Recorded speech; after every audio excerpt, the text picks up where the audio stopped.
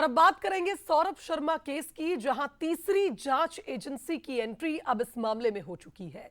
लोकायुक्त और ईडी के बाद अब आईटी की टीम सौरभ, चेतन और शरद से पूछताछ करने वाली है। पूछताछ के लिए आईटी ने कोर्ट में आवेदन भी दिया है। कोर्ट आज इस पर फैसला सुनाएगी और इसके बाद आईटी की एंट्री भी इस मामले में हो जाएगी।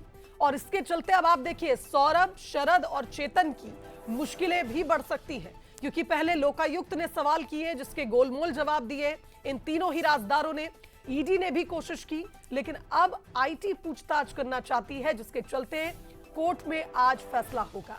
लोकायुक्त और ईडी कोर्ट से जमानत की याचिका खारिज हो चुकी है।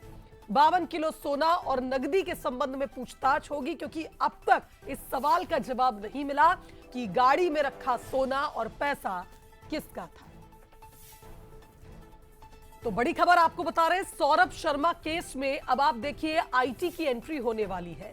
लोकायुक्त की टीम और ईडी लगातार इस मामले में कार्रवाई कर रही थी, और अब आईटी की टीम अगर इस मामले में एंट्री लेती है तो कोशिश की जाएगी कि कई सवालों के जवाब लिए जाए।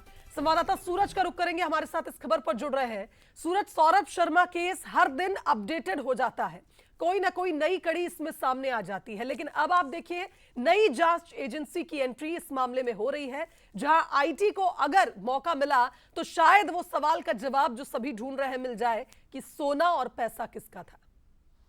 बिल्कुल शुभांगी, इस पूरी कार्रवाई की यदि बात करें तो सबसे प्रमुख जो कड़ी है वो आयकर ही है, क्योंकि आयकर की टीम ही है जिसने आयकर के लोगों ने 52 किलो सोने वाली गाड़ी और 11 करोड़ की गाड़ी जब्त की थी। तो सबसे जो प्रमुख है जांच का विषय वो अभी भी वही बना हुआ है। भले ही लोकायुक्त या ईडी ने सौरभ, चेतन और शरद से पूछताछ की हो, 1 महीने लगभग इस पूरे केस को हो चुके हैं, लेकिन अभी भी सवाल वही है कि आखिर सोने के बिस्किट और 11 करोड़ नकदी किसकी थी। और जो आयकर ने जब्त की थी इसमें चेतन सिंह गौर से पहले पूछताछ हुई थी, लेकिन चेतन का कहना है कि वो गाड़ी सौरभ की थी। अब सौरभ से भी पूछताछ को लेकर खासतौर से कोर्ट में आयकर ने आवेदन लगाया है, क्योंकि ईडी और लोकायुक्त तो पूछताछ करने के बाद जेल भेज चुकी है।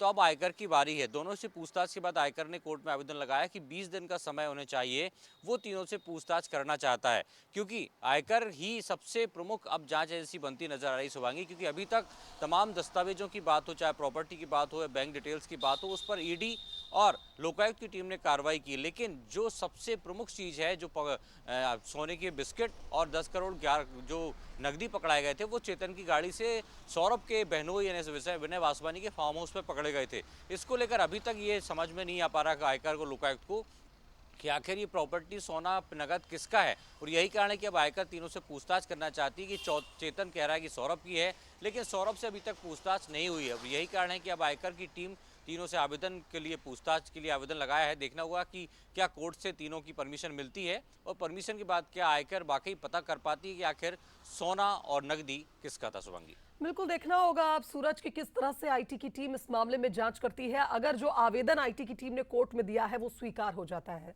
फिलहाल बहुत शुक्रिया आपका तमाम बातचीत के लिए। तो कुल मिलाकर ये कहा जाए, सौरभ शर्मा केस में अब देखना होगा आईटी की टीम क्या कुछ खुलासे कर पाती है।